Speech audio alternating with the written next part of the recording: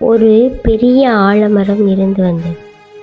அந்த ஆலமரத்தின் அடியிலே ஒரு சிறிய செடி ஒன்று வளர்ந்து வந்தது.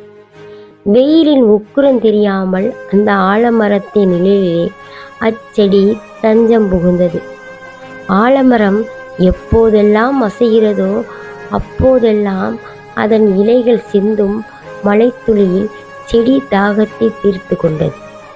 அந்த செடிக்கு ஆலமரம்தான் உலகம், அதுதான் தன் உயிர். ஒரு நாள் வானத்தில் கார்மேகங்கள் சூழவில்லை, புயலும் வீசவில்லை. ஆனால் திடீரென்று அந்த ஆலமரம் தன் கிளைகளை சுருக்கி கொண்டது.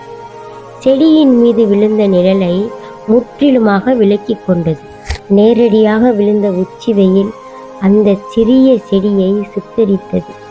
செடிக்கு தான் வாடுவது வருத்தமில்லை. ஆனால் எதற்காக தனக்கு நிழல் தந்த மரம் இப்படி விலகி சென்றது என்பதுதான் மிகப்பெரிய வழியாக இருந்தது.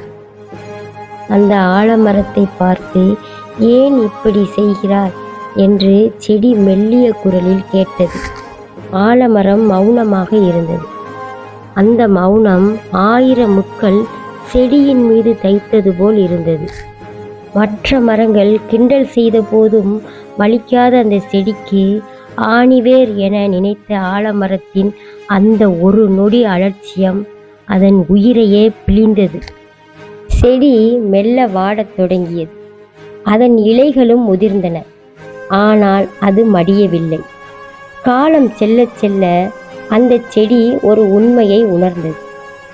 யார் மீது அதிக அன்பு வைக்கிறோமோ அவர்களிடம் மட்டுமே நம்மை முழுமையாக அழிக்கும் அதிகாரத்தையும் கொடுத்து விடுகிறோம்.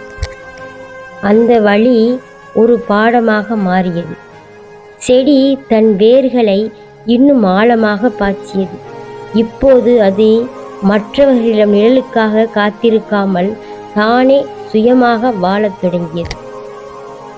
இதன் நீதி என்னவென்றால், நம் இதயத்திற்கு நெருக்கமானவர்கள் கொடுக்கும் வழி நம்மை பலவீனப்படுத்தலாம். ஆனால் அந்த வழியை கடந்து நிற்கும் போதுதான் நம்முடைய உண்மையான பலம் நமக்கே தெரியும்.